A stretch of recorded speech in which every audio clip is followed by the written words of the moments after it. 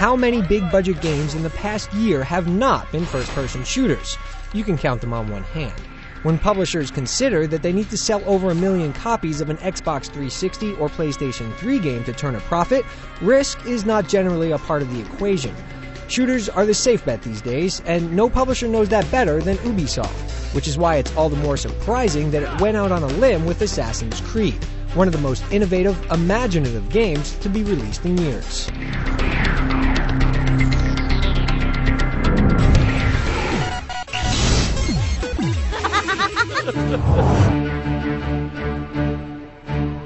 We'll get one thing out of the way first. There's a huge twist that we're not going to ruin for you, and the story's score has been rated with this in mind. With disclaimers out of the way, we can talk about what amounts to 90% of the experience. You play as Altair, an assassin from the Third Crusade. His band of silent killers are at perpetual war with the Templars, a group of invaders bent on domination. Altair and his allies are in search of a great treasure when they suddenly come into contact with the Templars, who also have their eyes set on the prize. A confrontation ensues, and Altair ends up on the short end of the stick. Returning to his master with his tail between his legs, he's stripped of his rank and weapons, forced to earn them once again. To do this, he must locate and assassinate 9 different leaders who are spreading corruption throughout the land. While we won't mention what the twist is, we can say that it provides something in a video game story that is rarely present: duality. Altair's main quest presents the player with moral issues that cloud the waters between right and wrong, making for a thoughtful, clever story that will keep you guessing until the end.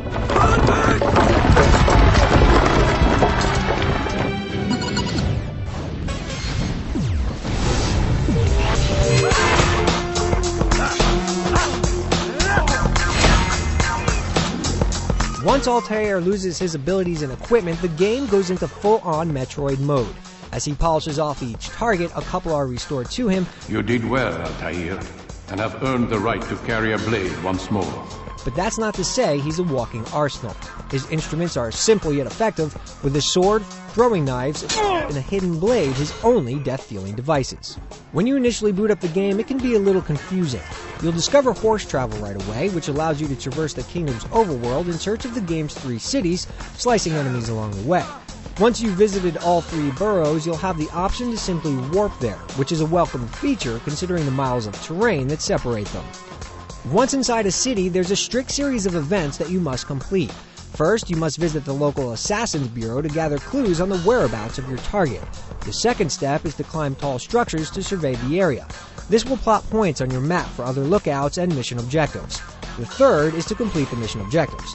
While there are 6 investigative objectives total per hit, you're only asked to complete 2 or 3 before moving on to the next step, which is the actual assassination. Mission objectives aren't all that varied, and this process repeats 9 times throughout the course of the game. By the end, you'll have had your fill of pickpocketing, roughing people up for information, and talking to informants. Here's what I learned about Talal. Calling Assassin's Creed an open-ended game is a bit of a stretch. While you have your choice of a few missions to complete out of 6, and you can choose the order of your targets to assassinate, that's basically where the flexibility ends. There are other side objectives like saving citizens who are being tortured by Templars. Thank you. I'll find a way to repay this kindness, I swear it. Or collecting hidden flags scattered throughout the city, but neither is really worth the effort. Assassin's Creed will last you a good 12 to 15 hours depending on your skill level, which is pretty beefy by today's standards. There's not much incentive to keep playing once the quest is done, and there's no online functionality to speak of.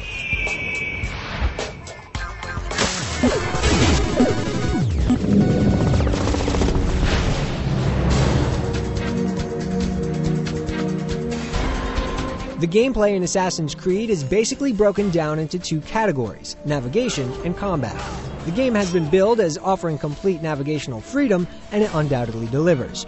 You can run up most walls and get a handhold, and then start climbing simply by holding the analog stick in whatever direction you want Altair to go. He automatically adapts to whatever hand and footholds are available. There are no buttons to press, and it can seem almost too easy until you have a dozen soldiers chasing after you, navigating the terrain just as quickly. Jumping doesn't require much input either. You can simply hold the right trigger and a button and he'll automatically jump from one object to another, whether it be posts jutting from stucco, rooftops, scaffolding, or hanging platforms. And it all looks so natural. There are no awkward transition animations or moments where Altair looks like anything other than a badass. You are not We don't know how Ubisoft Montreal did it, but it's definitely a step forward for the industry. Unfortunately, the combat doesn't fare quite as well, mainly due to moronic enemies. Once Altair regains the ability to pull off counter kills, any tension during combat is basically lost. Counter kills are executed using the right trigger and tapping the attack button just as enemies swing. The result is some of the most brutal sword attacks you'll ever see and instant kills. There are times where there will be almost a dozen enemies surrounding Altair, yet they'll all wait their turn to attack, idiotically watching comrade after comrade be slaughtered. It would be a game breaker if it weren't for the crowd running mechanic and interaction with the game world.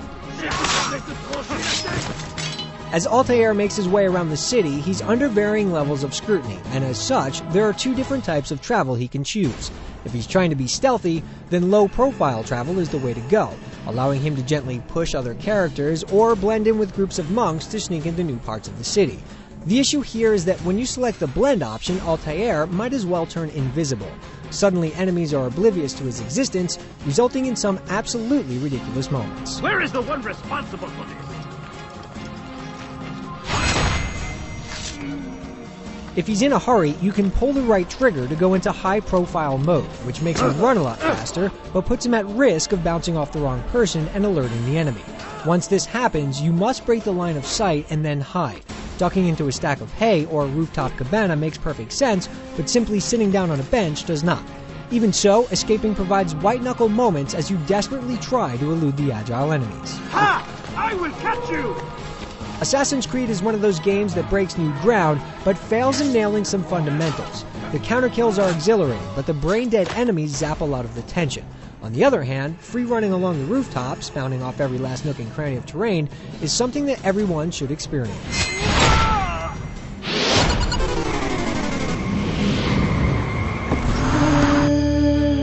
Grand Theft Auto 3 was the first game to really display a living, breathing city in full 3D, but oh how far we've come.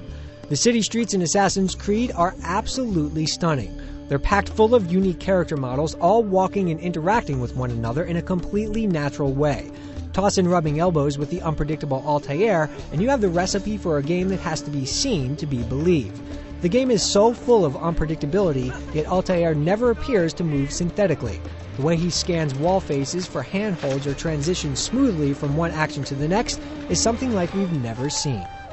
There's a few forgivable issues, like terrain drawing in and some serious bouts of clipping, but when the sun becomes blotted out by the clouds or you look across a city in its entirety with no visual hang-ups, all is forgiven. The voice acting is just as able, with compelling performances from the smallest of parts. Ah, he returns at last. Abbas, where are the others? Every citizen on the street has something to say in reaction to the events around them. How odd. And assassins get some great mileage out of it. Speak to me or speak to God. It's your choice.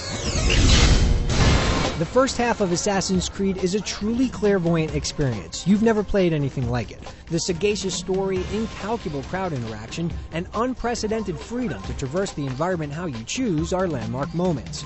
Over time, repetition rears its ugly head. Combat becomes a necessary routine, and dim-witted foes snatch you out of the Third Crusade and remind you that you're playing a game. The potential here is undeniable, but there's been some dust swept under the rug that places a blemish on an otherwise beautiful piece of art.